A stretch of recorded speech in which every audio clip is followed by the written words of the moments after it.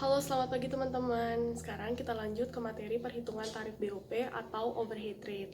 Nah, jadi tarif BOP atau overhead rate ini kita perlukan untuk menentukan harga pokok produksi. Cara menghitung tarif BOP ini adalah dengan membagi BOP dianggarkan dengan tingkat kegiatan atau aktivitas yang ada di masing-masing departemen.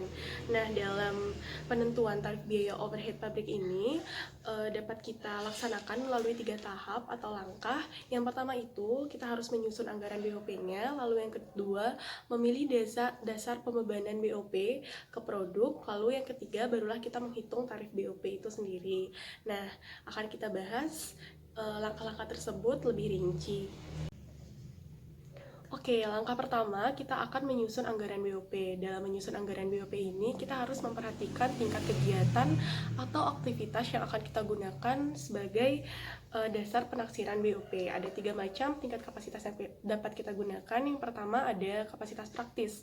Nah, sebelum kita menghitung kapasitas praktisnya, kita harus tahu dulu nih kapasitas teoritisnya. Nah, kapasitas teoritis ini merupakan volume produksi maksimum yang dapat dihasilkan oleh pabrik. Nah, lalu kapasitas praktis ini dapat kita hitung dengan cara mengurangi kapasitas teoritis dengan kerugian-kerugian yang tidak dapat dihindari karena hambatan-hambatan internal perusahaan.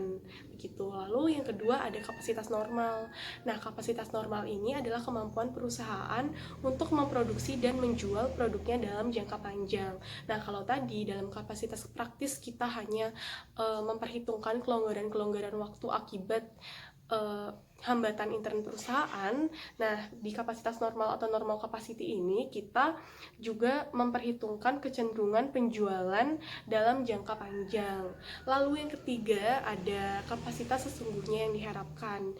Nah, atau expected actual capacity. Nah, expected actual capacity ini merupakan kapasitas sesungguhnya yang diperkirakan akan dapat dicapai dalam tahun yang akan mendatang. Nah, pendekatannya di sini lebih ke jangka pendek atau short term dibandingkan dengan dua kapasitas sebelumnya, itu pendekatannya merupakan pendekatan jangka panjang. Nah, setelah anggaran BOP berhasil disusun, maka langkah kedua kita akan memilih dasar pembebanan BOP kepada produk. Nah, dasar pembebanan ini dikenal dengan istilah satuan kegiatan.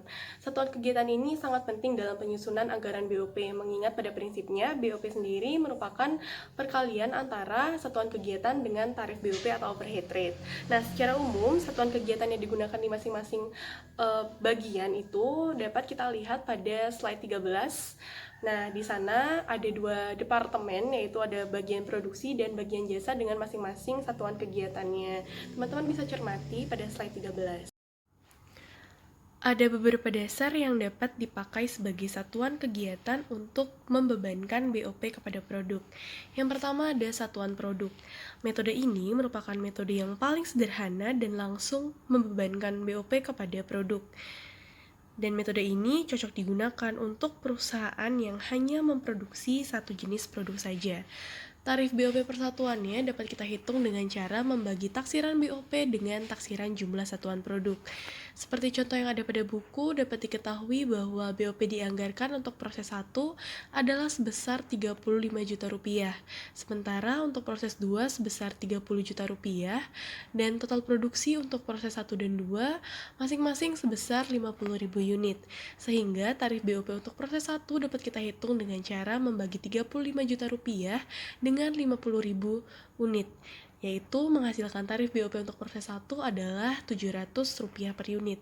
Sementara untuk proses 2 dapat kita hitung dengan cara membagi 30 juta rupiah dengan 50.000 unit, sehingga menghasilkan tarif BOP untuk proses 2 adalah sebesar Rp600 per unit. Nah, selanjutnya untuk biaya bahan mentah. Nah, jika BOP yang dominan bervariasi dengan nilai bahan mentah, misalnya biaya asuransi bahan baku, maka dasar yang dipakai untuk membebankannya kepada produk adalah biaya bahan baku yang dipakai. Tarif BOP persatuannya dapat kita hitung dengan cara membagi taksiran BOP dengan taksiran biaya bahan mentah yang dipakai. Seperti contoh yang ada pada buku, diketahui bahwa taksiran BOP selama 1 tahun anggaran adalah sebesar 30 juta rupiah, dan taksiran biaya bahan mentah selama 1 tahun tahun anggaran adalah sebesar 60 juta rupiah.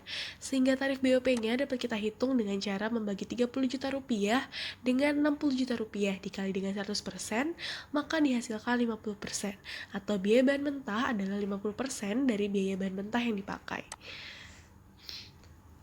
Next ada biaya tenaga kerja. Jika sebagian besar elemen BOP mempunyai hubungan yang sangat erat dengan jumlah upah tenaga kerja langsung, contohnya pajak penghasilan atas upah karyawan yang ditanggung perusahaan, maka dasar yang dipakai untuk membebankan BOP adalah biaya tenaga kerja langsung. Tarif BOP persatuannya dapat kita hitung dengan cara membagi taksiran BOP dengan taksiran biaya tenaga kerja langsung. Nah, seperti contoh yang ada pada buku, diketahui bahwa taksiran BOP selama 1 tahun anggaran adalah sebesar 30 juta rupiah, dan taksiran biaya tenaga kerja langsungnya selama 1 tahun anggaran adalah sebesar 90 juta rupiah. Maka, tarif BOP-nya dapat kita hitung dengan cara membagi 30 juta rupiah dengan 90 juta rupiah dikali 100%, sehingga menghasilkan tarif BOP untuk biaya tenaga kerja adalah 33,3%, atau biaya tenaga kerja adalah 33,3% dari biaya tenaga kerja langsung yang dipakai.